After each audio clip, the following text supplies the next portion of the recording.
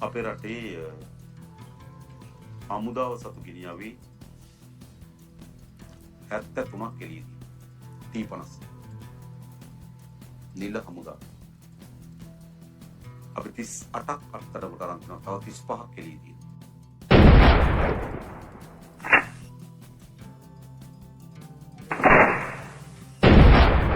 දැන් මේ ජාතික ආරක්ෂාව පිළිබඳව පහුගිය කාලයේ පුරාවටම විශාල වශයෙන් පිරිස් කතා බහ කරා. තවත් මොනවද ජාතික ආරක්ෂාව ගැන කරන විහිළු? මේක නේ විහිළු නාට්‍යයක් වුණා. දැනට තියෙන විමර්ශන අනාවරණය වෙලා තිබෙනවා. මෙම ගෙනියවිය ලබා දීම සම්බන්ධ විද්‍යාසනායක හිටපු අමාත්‍යවරයාගේ මැදිහත් වීමක් තිබෙන බව. ඒ අනුව තමයි ඔහු අපි අත්අඩංගුවට ගැනීම සිද්ධ කරන්නේ.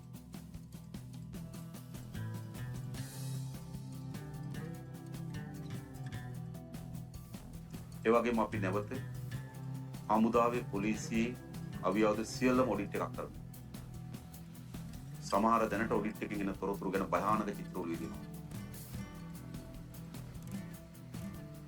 අපි අර අවියාවිද බාර දෙන්න කියලා කිව්වනේ. සමහර අය එනවා අවියාවිද බාර දෙන්න. හැබැයි දීපු ලේඛනයක් නෑ කොයිවත්. සමහර පොලිසියෙන් දීලා තමර MOD එකෙන් දීලා හරි හැබැයි එයා කියලා මංගාව අවියක් තියෙනවා දෙන්න එනවා. හැබැයි එයාට දීපු තැනක් නෑ. ඒවම මෙරට ඒ නිසා සමහර ජනාධිපතිතුමාව ලයිසන් අරන් තිබුණා 7කට. මම දන්නේ ජනාධිපතිතුමා රැට දඩේ මේ ගියාද කියලා. හරි. ගිනියාවේ 7කට බලපත්‍ර දීලා. ඒ නිසා මේකට අපිට මම එදත් කියලා තියෙනවා මේක සාමකාමී මෙහිම ලෝකයක් රටක් අපිට පෙනුනට අභ්‍යන්තරව අපරාධ රාජ්‍යයක්. ඒකේ කුඩු තියෙනවා, දේශපාලන තියෙනවා, අවියාවද තියෙනවා. මේ වර්ධනය වෙලා තියෙන තාක්ෂණය ඒගොල්ලෝ ඒ සඳහා උපයෝග කරගෙන තියෙනවා.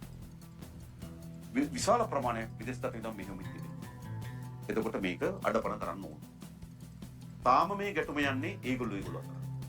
තාම මේ ගැටුම තියෙන්නේ ඒගොල්ලෝ අතර මේ ගැටුම වැඩි ප්‍රමාණයක් තියෙනවා. සාමාන්‍ය පුරවැසියන් අතරට වඩා ඒගොල්ලෝ අතර මරා ගැනීමක් වර්ධනය වෙලා තියෙනවා. දැන් අපි පරීක්ෂණ දියත් කරලා සමහර අය අපි අත්අඩංගුවට අරන් තියෙනවා.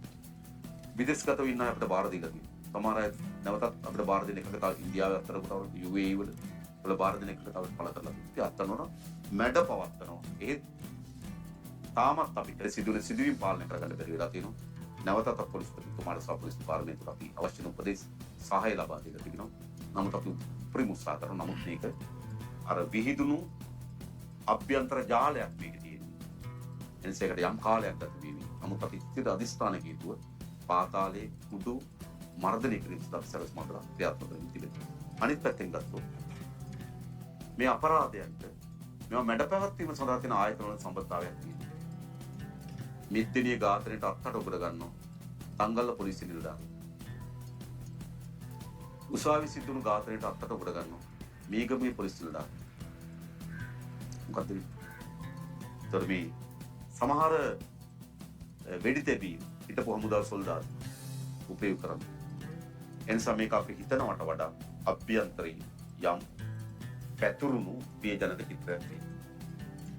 එනිසා ඒක කාලයක් තිස්සේ ක්‍රමානුකූලව වර්ධනය වෙලා ස්ථාපිත වෙච්ච එකක්. අපිට මේ නිල ආයතන විවිධයක් තියෙනවා වගේම ඊට සරිලන අභ්‍යන්තර ආයතන විවිධයක් තියෙනවා. ඒකට පොලිසිය ඉන්නවා, නීතිඥවරු ඉන්නවා, ව්‍යාපාරිකයෝ ඉන්නවා, මුදල් බැංකු පිහිනවා. අර ටිකක් ගත්තොත් බැංකුව වගේ එහෙම ආයතන පද්ධතිය මේක බිඳවට්ටන්න ඕන. මූණට මූණ එන සටනක් නම් අපිට ලේසි. අභ්‍යන්තර තොරතුරු, බුද්ධි තොරතුරු මත මේක සම්මුඛ කරන්න. අපි ඒක ඇත්තට ලෑස්ති. කාලයක් දෙන්න. කාලයක් දෙන්න අපි වටන්න.